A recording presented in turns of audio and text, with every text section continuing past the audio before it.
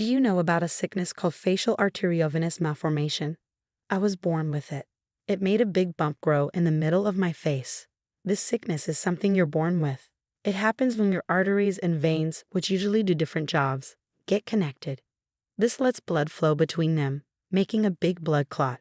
I had to have lots of surgeries when I was young, but each surgery made my face look even more strange. When I was in school, especially in elementary school, the boys in my class teased me a lot. Because of this problem with my face, I felt really bad about myself. No matter how hard I tried, I couldn't hide it. I thought I would never find love or get married. I thought no one could love someone who looked as ugly as me. At least that's what I thought until I met him. Sophia, used to be very negative and lacked confidence, and others could see that about me. While what people said about my illness affected me a bit, it was mainly my family, especially my sister, who made me feel worse. You see, my sister Mia is really beautiful. She has pretty eyes with double eyelids, long eyelashes, and a perfect nose. People often say how lovely she looks. My parents were really proud of her, and they often bought her new clothes, shoes, and hair accessories. But when it came to me, my illness made me look different, and they acted like I didn't matter. They'd say things like, "It would be a shame if Mia was seen with such an ugly sister." Because of this, my parents didn't want me to spend too much time with my sister. Mia didn't care about my illness at all. She treated me like any sister would, even sharing her toys and hair accessories with me. She stood up for me when people said mean things about my face. She was always there when I needed her. I'm so grateful for her kindness. But even though I love Mia and appreciate her support, my parents always favored her. They didn't show much interest in me. For example, even if Mia got average grades, they praised her a lot, saying, "Mia, you're amazing. You're not just pretty, but you're also smart. We're so proud of you." But when I did well on a test, they didn't seem to care. They'd say things like, "Just being smart isn't enough in life. Even if you're not very smart, you can still do well if you're good looking and friendly. But since you're not pretty, you'll have a tough time." Whenever I found a nice dress I liked, they'd say, "That dress would look great on Mia, but it won't suit you. People will laugh at you if you wear it." And when I wanted to try makeup, they discouraged me, saying, "Makeup won't help much in your case. It's a waste of time." They always compared me to Mia, and everything I did seemed to disappoint them. It made me lose confidence more and more. Mia tried to stand up for me against our parents, but it only made things worse. That's when I realized I didn't really belong in our family, and school wasn't any better. Boys in my class teased me with mean nicknames like monster or face weapon. Some even avoided me, afraid they might catch my illness if they touched me. Even in middle school, things didn't get much better. Some boys would make faces just because I was near them. Even though no one said anything directly to me, I could hear whispers about me. But what really hurt was when I became the target of a cruel game. There was a game where the loser had to confess their feelings to someone in the class, and I was often picked. Of course, I knew they were only confessing because they lost the game, so I always said no. But then they'd go around saying, "I got rejected by that monster girl." One boy even yelled at me for turning him down, saying, "Don't act all high and mighty just because it's a game." At the time, it felt really unfair to me, but I was convinced that my face was a problem. I thought I made people uncomfortable just by being around. I felt guilty. Throughout elementary and middle school, I didn't have any good memories with boys. But there was one exception, just one time, when I fell in love with a boy in my class. It happened in my sophomore year of high school. There was a boy in my class who I ended up sitting next to after the seats were shuffled. He treated me like anyone else, without making fun of me or avoiding me because of my face. He'd say good morning to me every day. I knew he didn't have any romantic feelings for me, but his simple greeting brought me so much happiness amidst all the teasing and avoidance. Naturally, I started to like him. I didn't really want to date him or anything like that. I just wanted our nice interactions to continue. But as time went on, I started to realize that I had feelings for him. After thinking about it a lot, I decided to ask my sister for advice. She told me, "Just be honest with him about how you feel." So after a lot of thinking, I left a letter on his desk telling him how I felt. A few days later, something strange was happening in class when I got there. People were whispering and looking at me. Then the boy came up to me and asked, "Did you leave this letter on my desk?" I nodded silently, looking down at the ground. Suddenly, I heard a ripping sound above me. Pieces of my torn letter were falling around me. It's a hassle when things like this happen. What will you do if rumors start because of this? You fell for me just because I said hi to you. You're so clueless about love. I didn't mean anything by it. If I gave you the wrong idea, I'm sorry, he said. Then the whole class started clapping and cheering. People were saying things like, wow, you're brave, and that's kind of sad, isn't it? After that, everything's a blur. The next thing I knew, I was home. But I don't remember how I got there. All I could feel was guilt and sadness after that. I couldn't bear to go back to school after what happened, so I stopped going altogether. When my parents found out, instead of supporting me, they said, well, he had a point. You caused trouble, so you owe him an apology. They got mad at me for skipping school over something small and tried to make me go back, but I just couldn't bring myself to do it. In the end, I dropped out of high school and isolated myself at home. My older sister was worried about me and tried to reach out, but our parents were harsh. They'd yell at me every morning or barge into my room to insult me, saying things like, you're a disappointment, or we wish we never had you. Every day, I felt more and more hopeless, wondering why I even existed. My sister noticed how bad things were and talked to our grandparents on our mom's side. The next day, they came over to listen to my side of the story. When they heard what happened at school and how our parents reacted, they were furious. They told our parents, we'll take care of her, and rescued me from that situation. My grandparents didn't give up on me, even when I felt hopeless. They faced me with love and support, alongside my sister, and little by little, I started to heal. Though my thoughts of ending my life quieted down, I couldn't shake off my fear and distrust of guys, no matter how hard I tried. But my grandpa always lifted me up, saying, you'll find happiness in your own way, without needing to get married. We just want you to find joy in whatever path you choose. Forget about that guy who hurt you. Dwelling on him is a waste of time. You have so many bright futures ahead, even though we may not have much time left. My grandma was a constant source of comfort, telling me that as long as I was happy, that's all that mattered. She'd compliment me, saying things like, your skin is radiant, I envy you, or your eyes sparkle like jewels. My sister would often come over to our grandparents' place, and we'd chat and bond. We'd read magazines together, talk about cute makeup, and just enjoy each other's company. After living like this for about 3 years, I started feeling motivated to do something more. I decided to study again to get my high school diploma, which I eventually achieved. Then, I began searching for work I could do from home, and slowly started making money.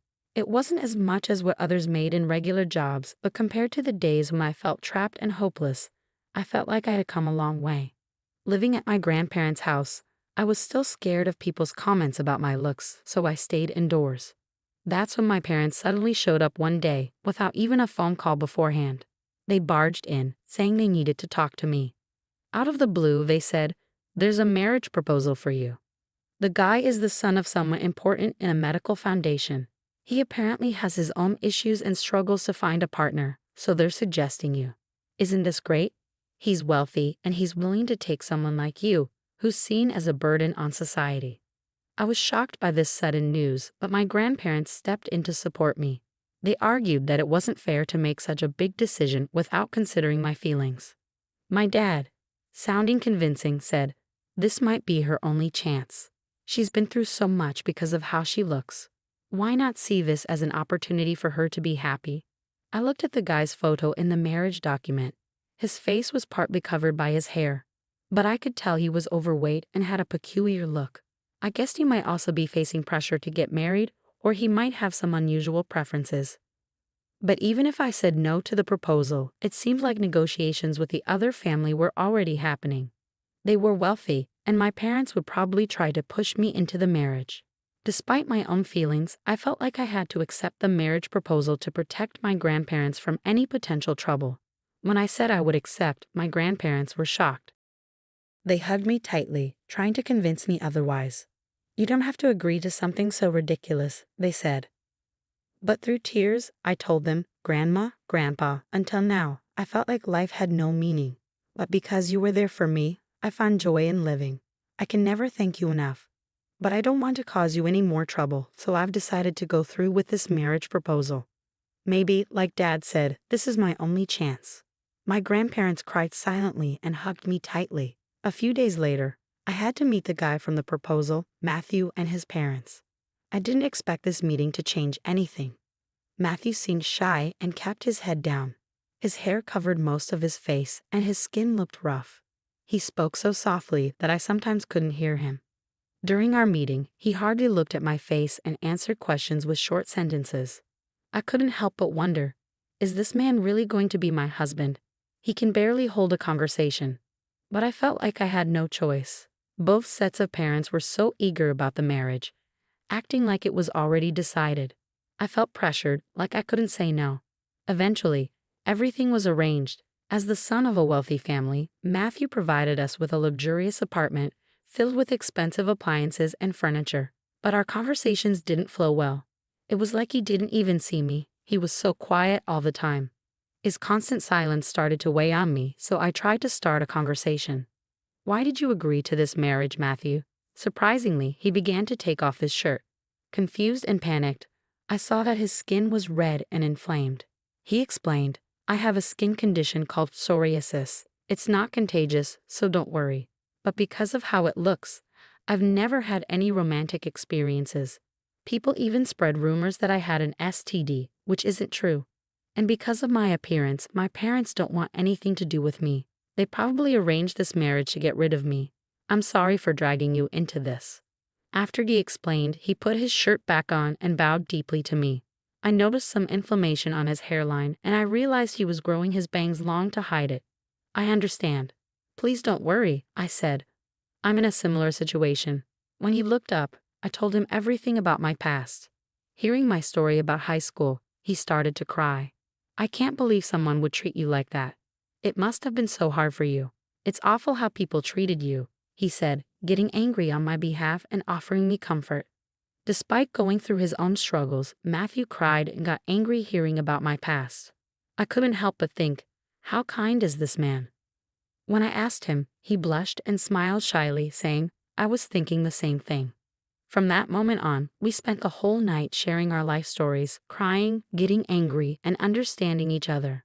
I tried to learn more about his skin condition and researched different treatments, including diet changes and supplements. I noticed he was picky about food, especially vegetables, so I experimented with different flavors and cooking methods to make meals he enjoyed. Gradually, he started to enjoy eating more and began to feel better physically. We also started doing things like yoga to reduce stress and had many conversations. I saw Matthew's smile grow over time. He never said anything negative about my appearance. Instead, he would blush and say, "You're cute." Once, when I asked if he disliked how I looked, he reassured me, saying, "Not at all. It's part of who you are, and I think it's cute. You've been through so much, but you've stayed strong. I don't think there's another woman who's as strong and wonderful as you," Matthew told me, and those words brought me so much comfort. Over the next few years, we worked on a plan to improve his skin condition. His inflammation started to calm down, and the redness on his hairline became less noticeable. Plus, with his disciplined lifestyle, he lost weight and transformed into a slim and handsome Matthew. I couldn't help but fall in love with him all over again when he trimmed his bangs. It suited him so well. Matthew, who used to be shy about his skin condition, said, "I feel a bit embarrassed to show Sophia." But as he gained confidence, people at his office started to see him differently. He hadn't told anyone about his disease before, thinking they wouldn't understand.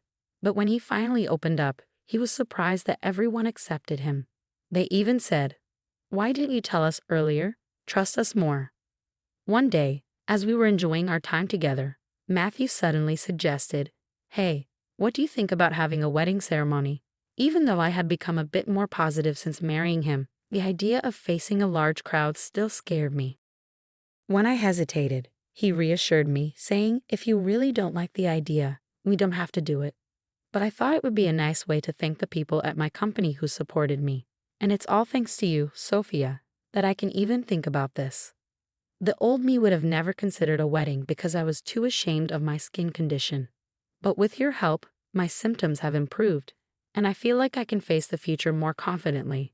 His kind words touched me, and after thinking it over, I decided to take a step forward and agreed to have a wedding ceremony.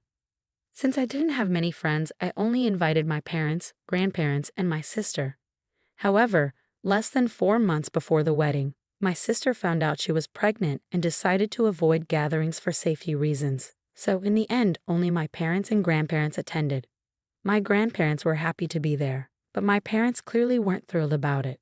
Despite their disapproval, they couldn't refuse due to their status, so they reluctantly came. The same went for Matthew's parents. They didn't seem pleased, but because some of their associates and acquaintances were attending, they reluctantly agreed to come. Both sets of parents were skilled at putting on a facade, so they said things they didn't truly mean in front of the other guests. They'd say things like, "We struggled with his illness, but we're happy to see how well he's grown." Or, "We're proud of our child for facing prejudice with strength."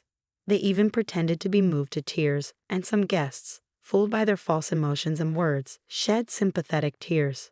I couldn't help but feel astonished by their audacity, wanting to appear good despite everything. But Matthew wasn't one to stay silent. Our parents could see that. When it was time for him to speak, he chose to share about his past. He talked about how he faced discrimination in school because of his skin condition, even though it wasn't contagious. People avoided touching anything he touched. Meeting and marrying me had given him hope. He also spoke about my struggles, how I was constantly compared to my older sister and verbally abused by our parents. He mentioned how I was deeply hurt by their words and couldn't even go outside because of cruel comments from classmates about my facial disease in high school. He also shared how he was berated by his parents for his skin condition, being called dirty repeatedly, and he showed proof of their mistreatment. With a determined resolve, Matthew played a recording of his parents' hurtful comments about his skin condition. The recording echoed through the venue, capturing awful statements like, "Your skin disgusts us," and "We regret having a child with such dirty skin." His parents tried to stop it, but it was too late. The stunned silence of the guests spoke volumes, and my parents looked uncomfortable as whispers spread around them. Despite the awkward ending to our wedding, many guests expressed support, saying, "You've been through a lot, and we're here for you." However, this revelation caused a stir later on. It turned out that Matthew's parents were leaders of a nonprofit organization dedicated to supporting disabled individuals, advocating for a society where they can live without barriers. The fact that they mistreated their own son, who had a skin condition, contradicted their organization's principles. Criticism and opposition arose, leading them to step down from their leadership roles in the organization. As for my parents, it came to light that they had accepted a hefty dowry to arrange my marriage to Matthew. They were branded as monsters who sold their own child for money by those around them. However, they foolishly squandered the dowry on their own selfish desires and decided to gamble in the stock market without any knowledge, resulting in significant losses. Eventually, they found themselves in debt exceeding $200,000, far surpassing the dowry they received. They had the nerve to ask for our help, but we firmly declined. Despite their persistent attempts, we decided to cut ties with them and move away, changing our phone numbers. Now we're living happily together. It seems like fate truly brought us together. I'm incredibly content at this moment. Though the beginning was rough, meeting and marrying Matthew has brought me immense happiness. Thank you for sticking with me until the end. I hope to catch up with you again in the future.